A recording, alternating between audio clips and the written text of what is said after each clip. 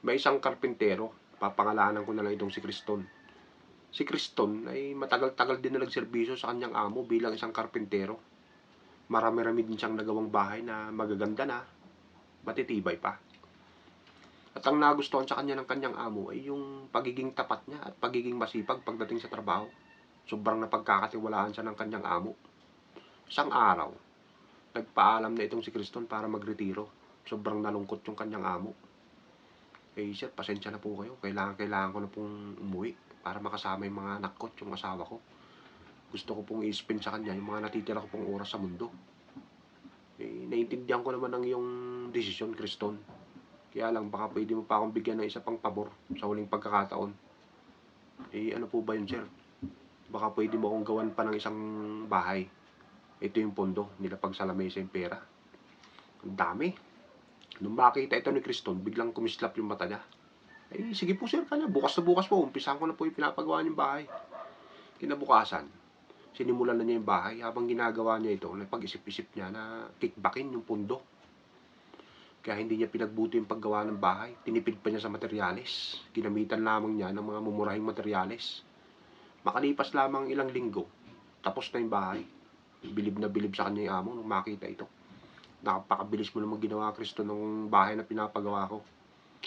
At dahil dyan sa tagal ng pinagsamahan natin at napamahal ka naman na sa akin, para na kitang anak, ibibigay ko na lang yung bahay na ginawa mo na yan bilang reward. Biglang napaiyak tong si Criston ngayon. Ba't ka umiiyak, Criston? Sir, sa kabila po ng panlulukong ginawa ko sa inyo, nagawa niyo pa rin pong suklian ng kabutihan. Anong panluluko ba? Paliwanag mo nga. Kasi po yung bahay na pinagawa niyo, sir, hindi ko po pinagbuti ang paggawa niyan. Tinipid ko po yan sa materyales. Ginamitan ko lamang po yan ng mga mumurahing materyales. At yung pong mga ibang pondo, ibinulsa ko po para may maiuwi po akong pera sa aking pamilya. Ganun ba? Kailangan mo pala ng pera. Hindi ka man lang nagsabi sa akin nang nabigyan na lang kita. Pasensya na po kayo, sir. Dahil matagal naman ang pinagsamahan natin at napamahal na ako sa'yo, bibigyan kita ng pagkakataon. Kalimutan natin yan. Ganito ang gawin natin. Hindi po ba kayo galit, sir? Hindi. Maliit na bagay lang yan, Criston. Ganito, makinig ka. Gumawa ka uli ng pangalawang bahay, yung matibay at maganda. Ngayon, yung bahay na ginawa mo na yan, total, marupok lang naman yan. Gibayin mo na lang yan. Gawin mo panambak. Ito ang pondo.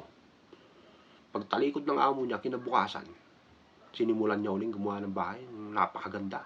Ginamitan na niya ito ng mga matitibay na materyales.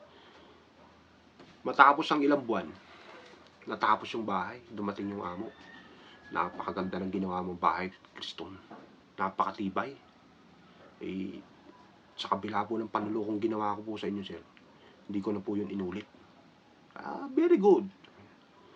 Ito na ang sahod mo, Criston. Makakauwi ka na sa iyong pamilya. Hindi niyo po ba ibibigay sa akin yung bahay, sir?